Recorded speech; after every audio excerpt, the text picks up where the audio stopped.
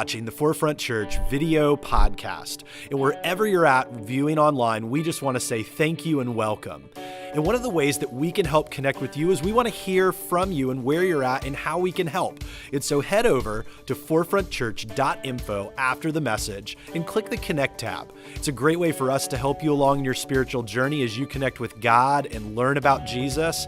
And so sit back, relax. We hope that you're challenged and encouraged from today's message.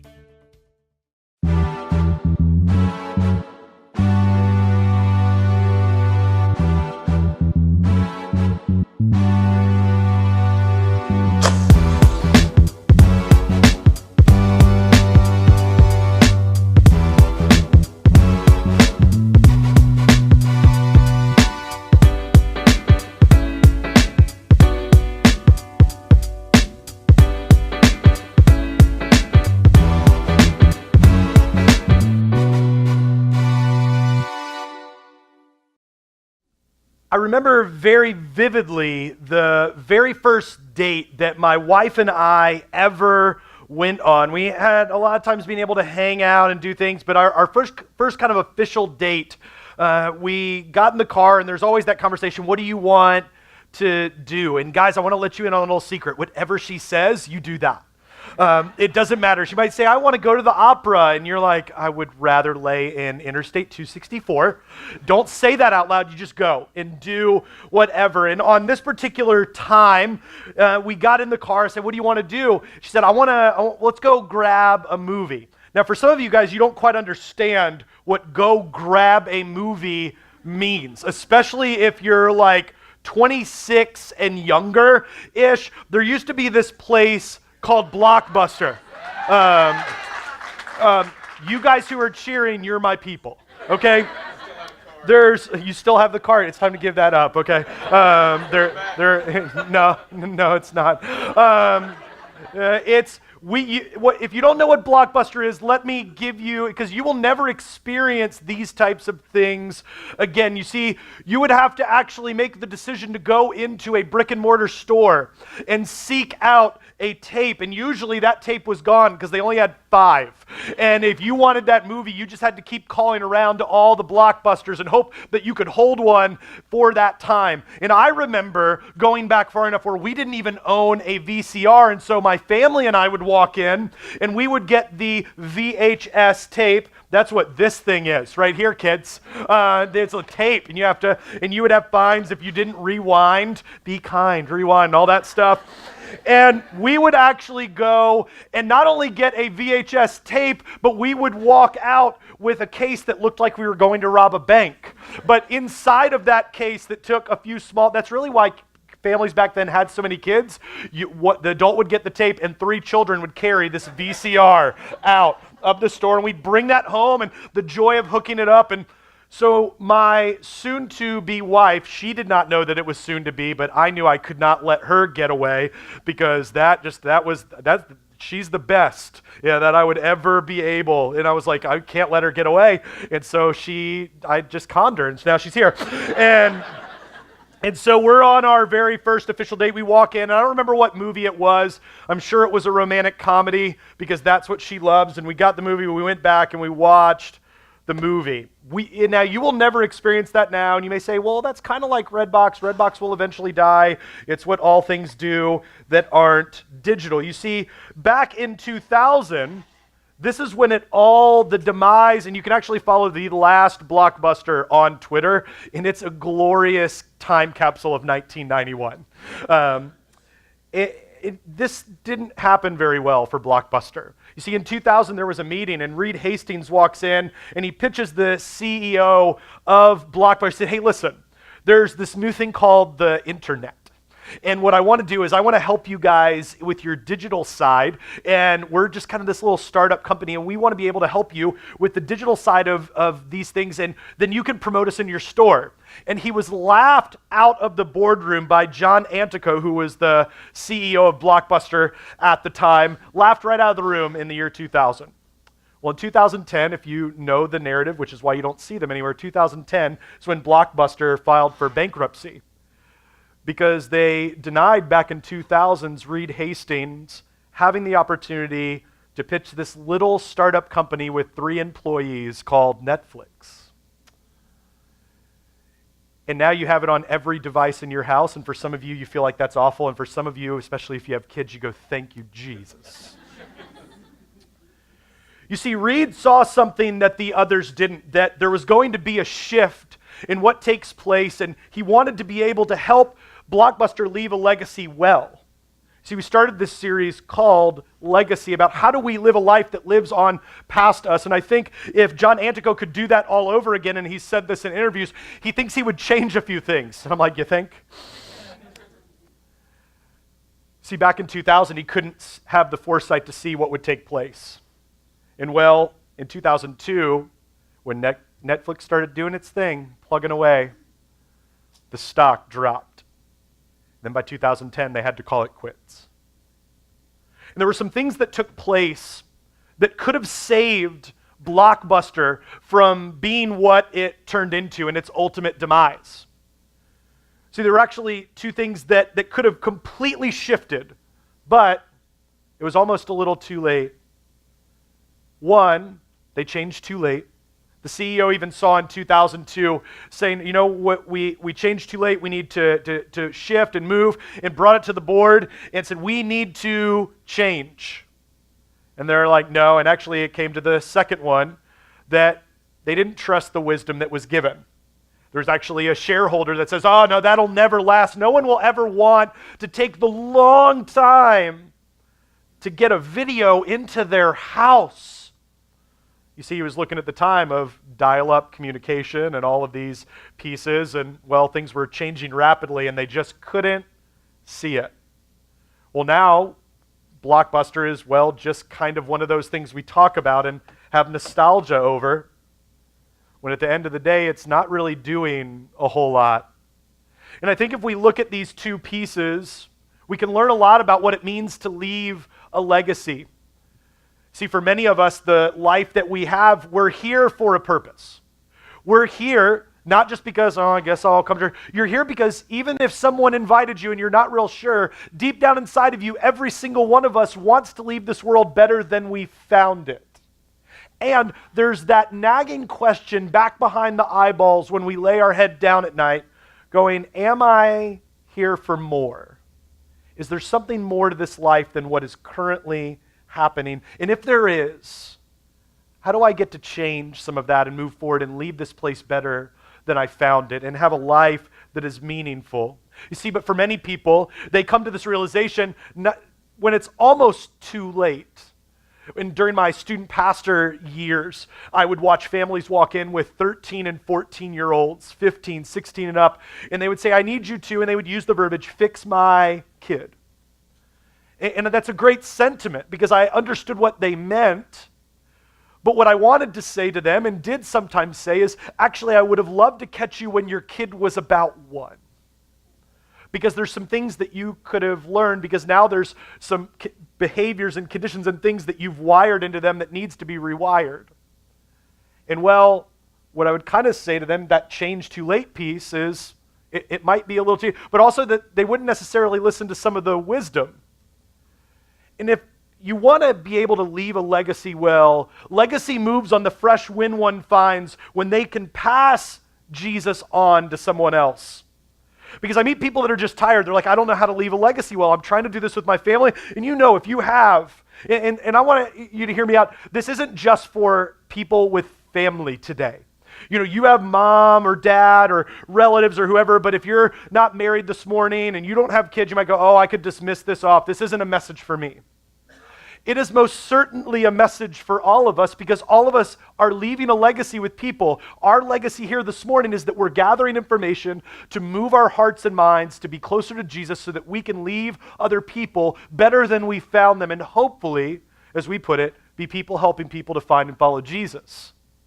And so the legacy that you leave, you want to leave well. And that legacy, the fresh wind that you have where you just go, man, I'm exhausted, because if you have kids, you're exhausted. If you are married, you don't nod now, but you're a little exhausted. Yeah, you're like, I'm not nodding today. Oh, I'm terrified. Yeah, I get you. There's these pieces of life that just leave us going, oh, and we just go, man, if there was something that could sweep in that would just change the dynamic, a new behavior, a new kind of idea, a new life stage, coming, all these different pieces that, man, then I could pass on Jesus.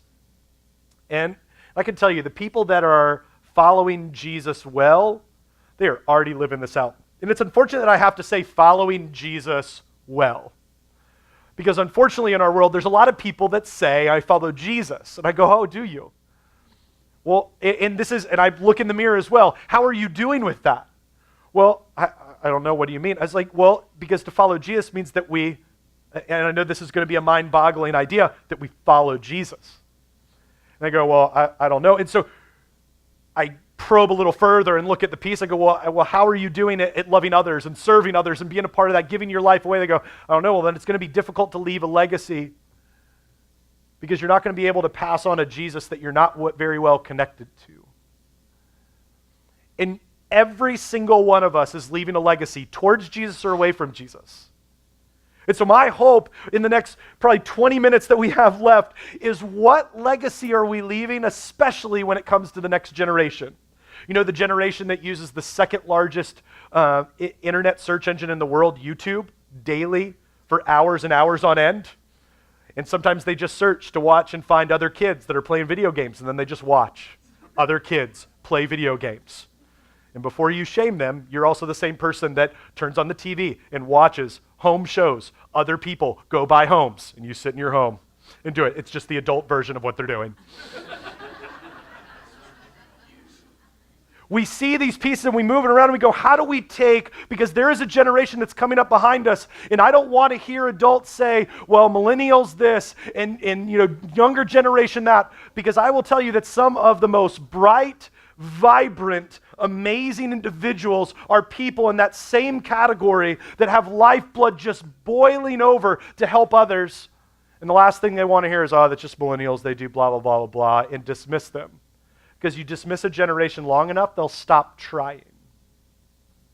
And so how do we pour into others to give them the Jesus? If you follow Jesus, the Jesus that you claim to follow. And if you don't follow Jesus yet this morning, my hope and prayer before you ever came, and I've been praying for you, is that one day, maybe even today, that you would take a step, not a sprint, not a marathon, that you would take a step towards Jesus today. If you have a Bible, I'd love for you to turn over to Psalm 78 is where we're going to be. It's in the Old Testament of the Bible. If you don't have one, you can get one at the Get Connected table in the lobby. There's some fantastic people that are out there that restraining orders are all done, so you can talk to them and they're fine. I'm kidding. They're not done. And so, or you can stop by here on forefrontchurch.info, swipe over a couple times and click the notes section. All of our Bible stuff and notes and everything we'll talk about is right there. And today we're actually going to be when we're in Psalm 78, in the Message paraphrase. There's a lot of translations of the Bible. A paraphrase is one that this individual and a team of individuals took and put it into modern day language. And the reason that I'm sharing this one in particular is how it communicates this premise of handing the baton to the next generation. And handing the baton to everyone in your life well, so that your life will live on way after you stop breathing this side of heaven. And so starting over in verse 1, it says, listen, dear friends, to God's truth. Bend your ears to what I tell you. I'm chewing on the morsel of a proverb, which is just a story that points people back to God. I tell you I'll let you in on the sweet old truths. Stories we heard from our fathers, counsel we learned at our mother's knee. We're not keeping it to ourselves, we're passing it along to the next what? Generation. God's fame and fortune and marvelous things that he has done. He planted a witness, and it starts talking about the legacy before. Because if you're going to move forward, you also have to find out where people were and how they did it well, and also find out how they didn't do it well so you don't repeat the same mistakes. It says he planted a witness, and Jacob set his word firmly in Israel, then commanded our parents to teach it to their children. I want to pause there. If you have a little human running around your home, and you will know if you do, okay? It's kind of like having a small drunk person in your house. And so if you have a little human in your home, I want to encourage you with this, that if you have thought to yourself that it is the church's job to lead your kid to Jesus, I love you, but you're wrong. You see, God calls parents to guide their kids to Jesus. You see, a week has 168 hours, and if you come to church every single Sunday, which the national average of people, we have it a little bit better here in average attendance, but the national average is 1.5 Sundays a month. And so if you come, even if you came every Sunday, you would have 1 hour, and then the rest of the 167 are on you. At some point, we say we're not guiding kids to Jesus, we're partnering with families to help encourage and train families to help lead their kids to Jesus. That so the next generation would know, and all the generations would know to come, know the truth and tell the story so that their children can trust in God. You know, my parents, they were an interesting bunch, the two of them. See, my mom, she is like what I would call, and I've told her this, kind of a spiritual mutt of sorts. That she kind of experienced all short of like snake handling churches. And if you didn't even know that's a thing, that's a thing. And like, they're like, we'll get bit and God will protect us. Good luck. And so she went to all sorts of churches growing up and all sorts of different faith expressions. And then my dad grew up in the Catholic Church, which usually for someone in the Catholic Church, this isn't necessarily a stereotype. That's just kind of on point for most people, as you would go on christenings, you would go on Easter, you'd go on Christmas, and you'd occasionally go on Mass if you did something really, really bad. And you would go and confess and do those things. That's kind of where they contrast. So when they got together, they decided they would go to something similar to the expression that Forefront has of a non-denominational church. And they would take their kids, me, my younger brother, and my younger sister, religiously. Sundays, Sunday nights, Wednesday nights. Like if you grew up in church at all, you knew like if the doors were open, you were there. That is not the case within culture now. There was a little bit more of a reverence and understanding and groundedness in that has kind of evaded the church in America. Not in the church overseas, but the church here in America, because we have too many things pulling and we think we know everything. And we were there all the time. Here's the thing, I didn't want to be there. But my parents didn't go, you know what, you could go to this and choose what you want to go to. My dad's like, we're going on Sunday morning, you're coming. I don't want to go. He's like, you think you have a choice? You see, my family did a fantastic job, my mom and dad, of guiding us to faith without actually making us believe it. They didn't force us to believe, but they did force us to go to church. They forced us to be there on Sundays and Sunday nights and through what was then youth group, now it's student ministries. And they would force us to be at all these places, but they never forced us to believe. And I'm so thankful that they did, because what it provided was a foundational level of things that at the time I didn't understand. I didn't even believe in God. I just went because they made me and because there were really cute girls there. That was it. That's how I got through my youth group years. But every single time that we were there, these reinforcing truths held, that I would not be the man that I am today had I not been told, you will go, you will engage, you don't have to like it, you also have to go to school, you also have to brush your teeth.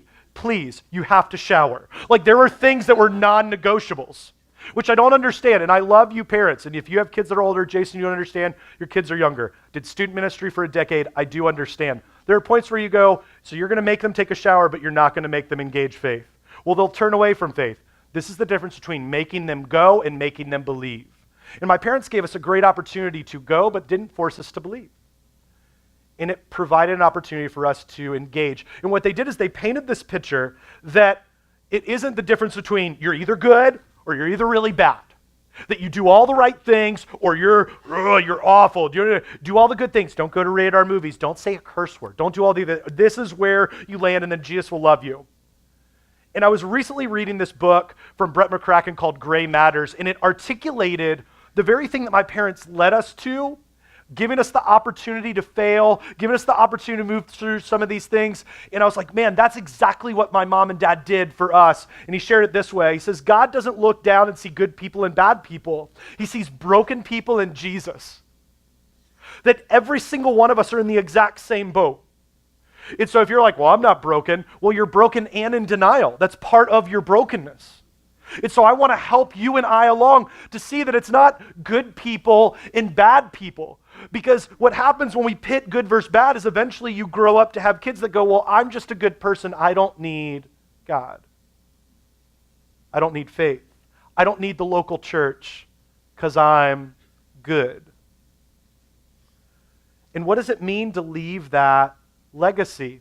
You see, they were really good at balancing the two, pushing us towards faith without making us believe and have faith. But they modeled it. They pushed us towards it. They gave us the opportunities to be surrounded by men and women who we thought were cool, but we weren't sure about God. But we looked at it and we go, there's some correlation to how amazing they are and how amazing our parents are, which we didn't articulate in our teen years. But as we get older, we go, oh man, they were good. They go, we told you. We were cool till we had you people. And moving around. But they gave us the opportunity to fail too. They weren't hovering over us, because you create that culture. If you say good or bad and they hover over you and you don't let them fail at anything, then it gets really difficult. And I want to encourage you, you have influence, not just in your family, but with your friends, your coworkers, your neighbors.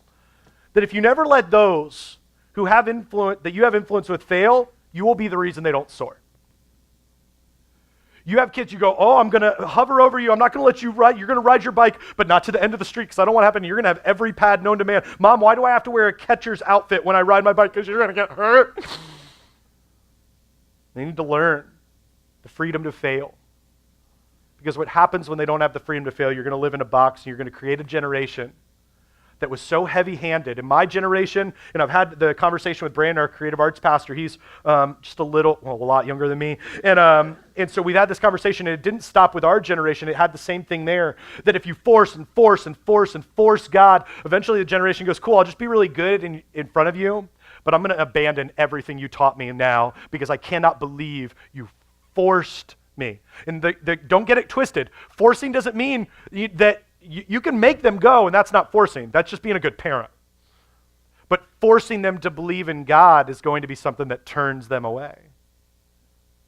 And there's this dichotomy that somehow during a couple generations and decades that adults forced the Bible onto kids. And I have friends that have peeled off and said, I'm not going to be a part of this. And I think we have to look back and learn the legacy and figure out how to do this. And maybe we need to go back to Miss Maudie and To Kill a Mockingbird. She put it this way. The thing is, sometimes the Bible in the hand of one man is worse than the whiskey bottle in the hand of another. And don't raise your hand if you've been around somebody that has wielded a Bible so heavily that it felt like they were going to, it's like the movie Saved with Mandy Moore, where they just throw a Bible at someone. I am filled with God's love. And they just throw it at them. Sure. But there's a generation who saw that and they go, I'm done.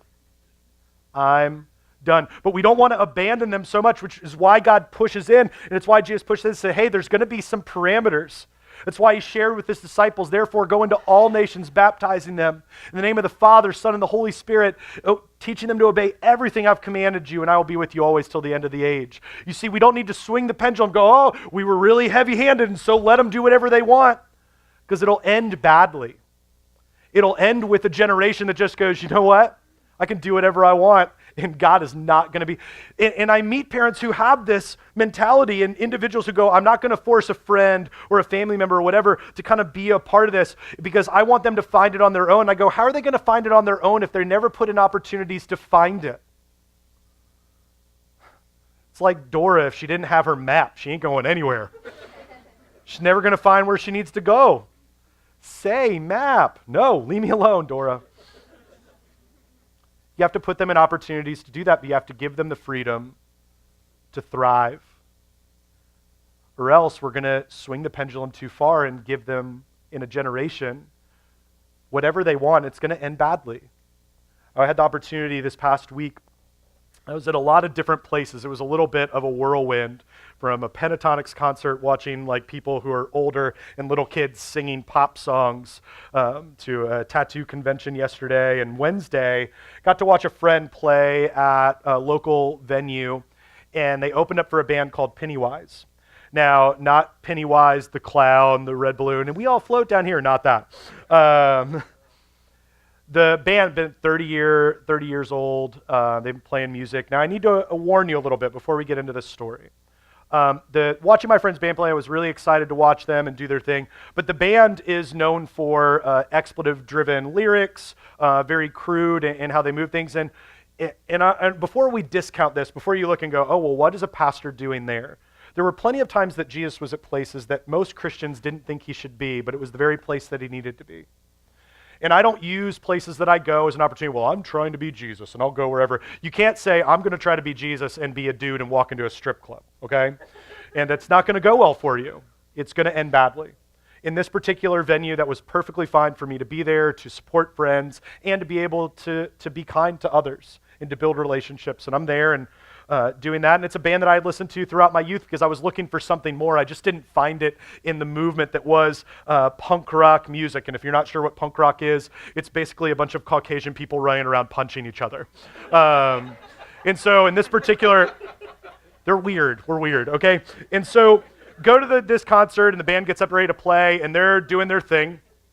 And they notice that there are people that are there with their kids, like little itty bitty kids.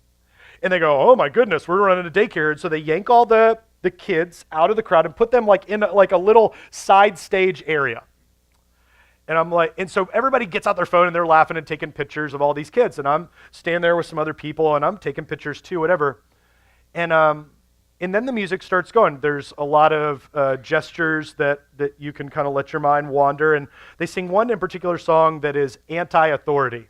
And it moves through it. And as I'm watching this, my heart sinks. Because I'm watching these kids and they're doing gestures and they're singing these lyrics and this little thing over here. And I just go, this is when the pendulum has swung too far. This is because these are going to be the same parents that go, I don't understand why they don't respect my authority when I ask them to do something. I go, well, I think I know why. Because they stood on a stage and ran these gestures and screamed at the top of their lungs, they're not going to obey authority. And they're learning what it means to, well, be in their own little bubble of friendship, but not really learning what hope is. And I just go, man, we have to be able to do better. As leaders, as adults, we have to be better. And we move into it, and I don't want you to think that everybody moves into legacy thinking, one day I'm going to leave a legacy. I don't walk into when my kids are doing something wrong, and as I'm reprimanding them, I'm not thinking to myself, this will be the moment that they remember forever, and I will live on through this child. Like, adults don't do that. That's not the way that works. You see, legacy is never legacy in the moment. In the moment, it's an investment.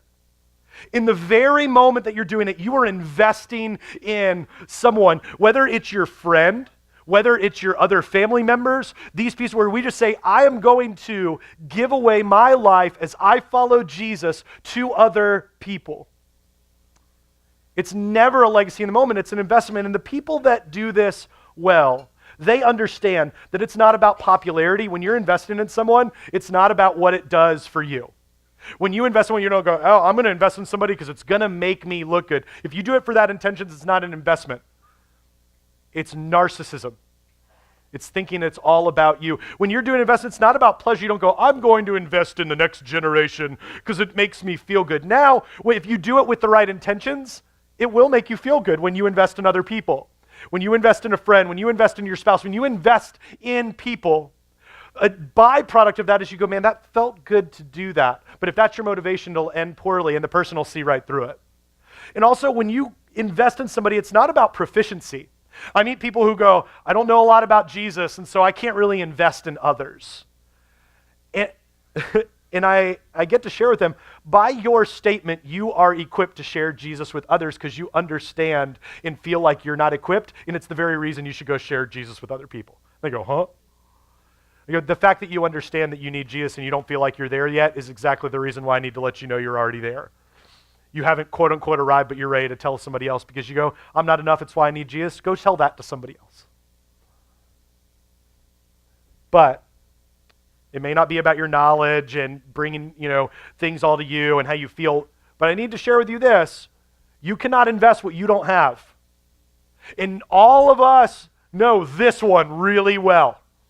We know this, and I'm not, if you have an Android device, I don't know what it looks like on there. I do know on iPhone, it tells me you have 10% left, and I go, and what do? You go rushing to the outlet to be able to plug it in wherever you want. This is especially true when you're in an airport and everyone's flipping out. They're like, whatever. And anytime I travel, people are like, oh, you have an extra I'll have one of those external batteries, and it has 2 USB ports, and you can watch somebody eyeballing you, sizing up how they're going to ask, be like, can I use that other port on your thing?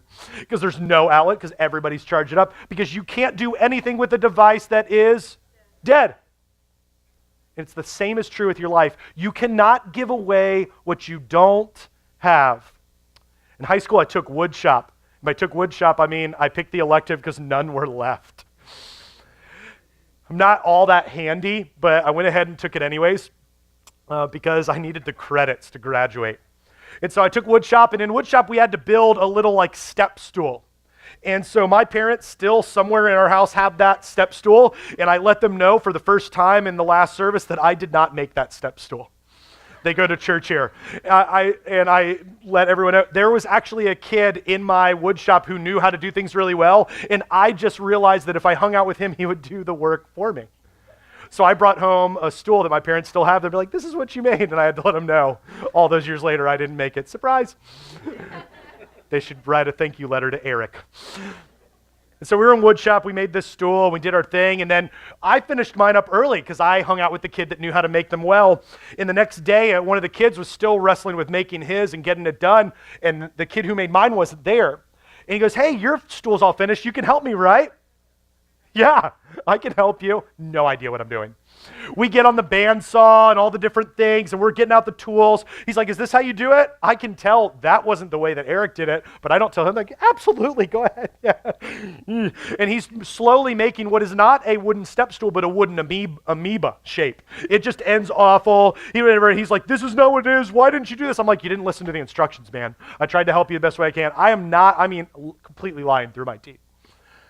And our wood shop instructor comes walking over. He goes, what's happening? He said, Jason made me make this. And I'm like, he didn't listen to the instructions. I tried to tell him, look at my stool. It looks great. Yeah. And I'm like, and I still feel bad to this day a little bit, not really. Because he had to bring that amoeba home, and his parents have that somewhere sitting in their house. They're like, our kid.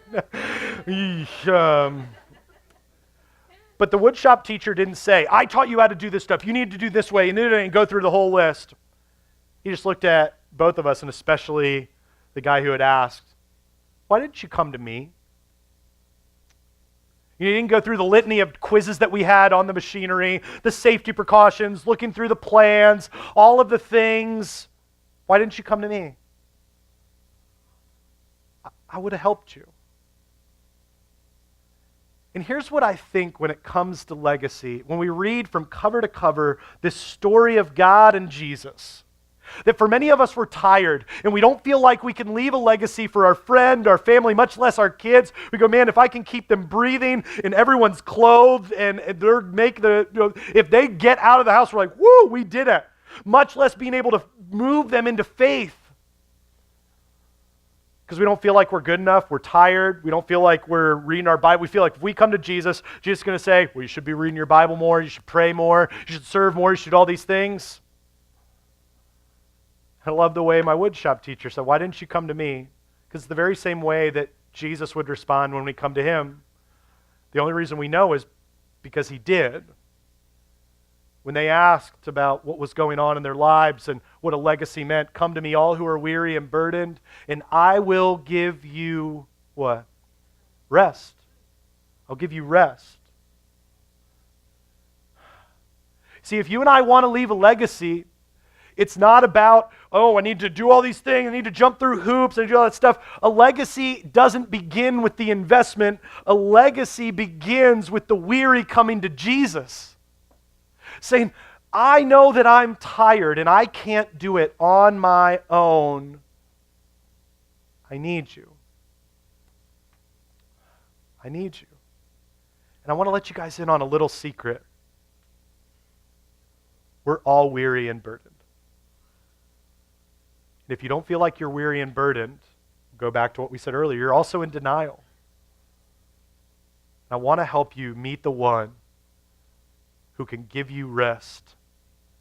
And when you meet that amazing rest in him, that's when you can hand off a legacy that means way more than you could ever do on your own. But that That choice is yours. Would you pray with me? Thanks for tuning in to the Forefront Church video podcast. Our hope and prayer is that this has left you encouraged and challenged you in your faith. And you might have some questions and some ways that you want to figure this out, and we want to help with that. Head over to forefrontchurch.info, and there's a couple different ways that you can connect. Click the Connect tab and let us know how we can be praying for you, or a staff member can be contacting you this week. Maybe you have just been encouraged by this and want to support the ministry here at Forefront Church. You can click the Giving tab, as well as other tabs that are in there to help you along in your journey with God. And so we're thankful for you. Thanks for tuning in, and we cannot wait to see you again here online on the video podcast. We love you, and we'll see you then.